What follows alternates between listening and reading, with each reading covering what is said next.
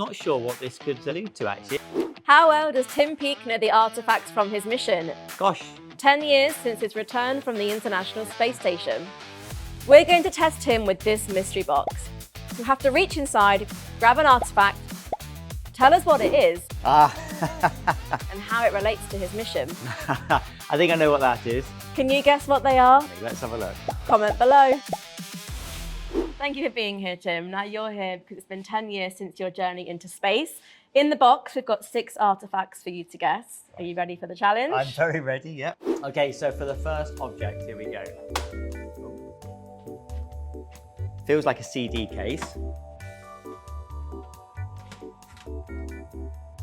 Yep, that feels like a CD case, a DVD. We didn't really use CDs or DVDs on the space station.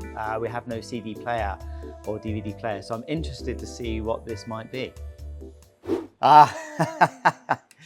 Okay, Queen, greatest hits. This is because before we launch into space, we're sat on top of the Soyuz rocket. And if we've done all our checks and drills and everything has gone okay, we've got about 40 minutes just to sit and chat and wait. So to help that time go by and help us relax, we're allowed to have some music played into the capsule. And one of the tracks that I chose was Queen, Don't Stop Me Now.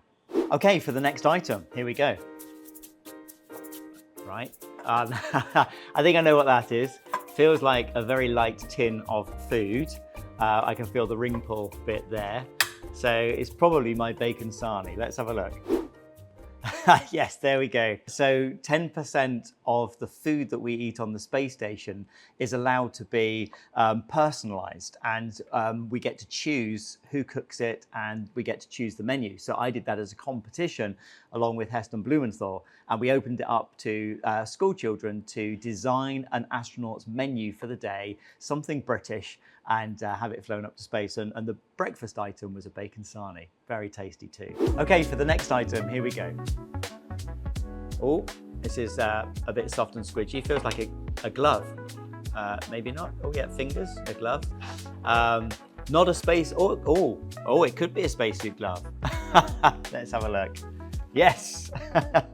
Well, obviously on our spacesuits, we can take off our gloves, and because this is a soft glove, this would be similar to the one that we wore inside the Soyuz spacecraft. It's called the Sokol spacesuit, and it's tailored, fits us perfectly, but it's designed to fit in the sitting position. So that's why we can't really stand up straight when we're wearing those spacesuits.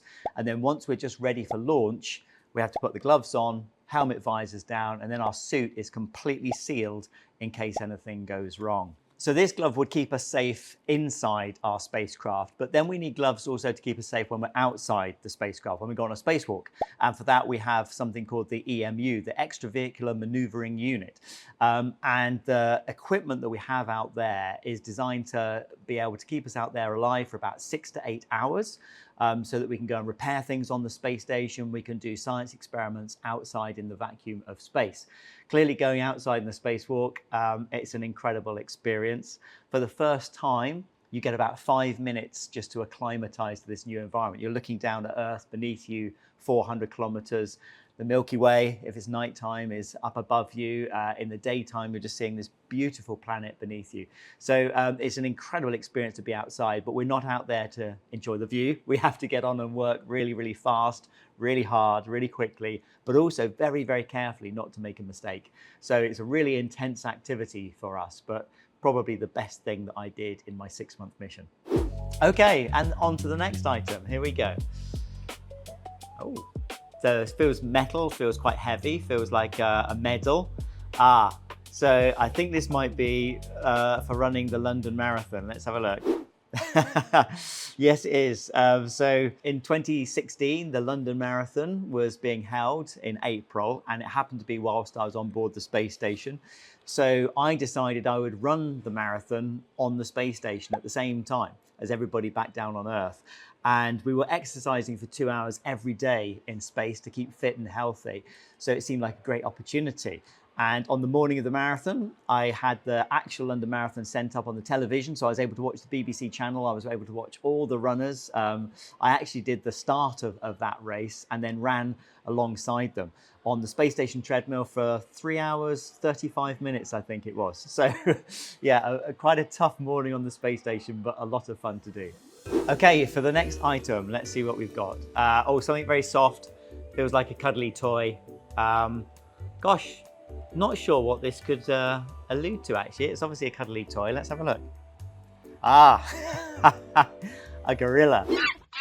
Now, this is because my commander, Scott Kelly, somehow managed to get an entire gorilla suit flown up to the space station. Not just the gorilla mask, but the whole thing. I think he had some help from his brother.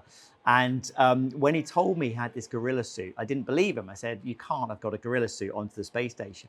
And he wanted to play a joke on our other crewmate, Tim Copra. So he got fully dressed up in this gorilla suit and hid in Tim Copra's crew quarter. I went and then grabbed Tim and said, oh, you need to go and make a phone call in your crew quarter on your laptop.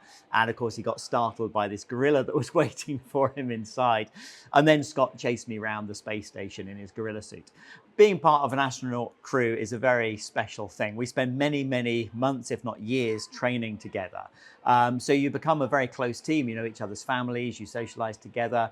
And that's really important because you have to build up that level of trust. You depend on each other, especially out on a spacewalk. You literally put your life in other people's hands. So for us, also having downtime, relaxing, having fun, practical jokes is a really important part of that whole sort of bonding experience. And it's not just with the crew on board the space station. We're a very close crew with all of our friends back down in mission control as well, who are helping keep us safe whilst we're up in space. So it's really one big team, one big family in the space industry. Okay, and for the last mystery object, let's have a look. Oh, it feels like a patch. By the shape of it, I think it's my Principia patch. Let's have a look. Yes, Mission Principia. So this is because when I got assigned to my mission, and it's not often that we have British astronauts fly to space. It had been over 20 years, I think, before my mission that Helen Sharman first flew in 1991 to the Mir space station. So we said, well, we've got to make the most of this mission. And we wanted to include as many people as possible. So when it came to my space patch, we designed that, or we had it as a competition to design it with Blue Peter. And also the name Principia was a competition to name the mission and to design the patch. The patch was actually won by a chap called Troy, who I've met several times now since coming back from my mission. But he did a great job designing this patch with Sir Isaac Newton's apple falling to Earth, the Soyuz rocket going up, and obviously the UK down on planet Earth beneath. I think one of the greatest legacies from Mission Principia is that we did manage to reach so many students, over 2 million students, and that number keeps growing because the education outreach programs are still going on. We still have the AstroPi computers on board the space station, although they're on their second version now, they've got even better. So we're still running coding in space.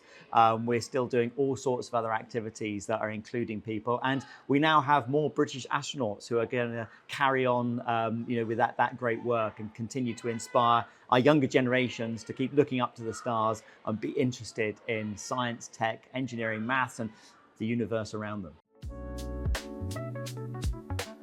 For me, throughout my life, I've always been driven by curiosity and passion. I've always followed my heart, and I found that has set me in good stead, because if you're passionate about something, you're going to enjoy it and it will never feel like hard work. So my advice would be to try and find that thing that sparks as much interest, as much curiosity and as much passion, and follow that with as much energy as you possibly can. Thank you so much for being here, Tim. It's always an absolute pleasure to have you at the National Space Centre. Thanks, Chloe. It's been a lot of fun. Thank you. And if you want to learn more about the artefacts from Tim's mission, you can visit them here at the National Space Centre.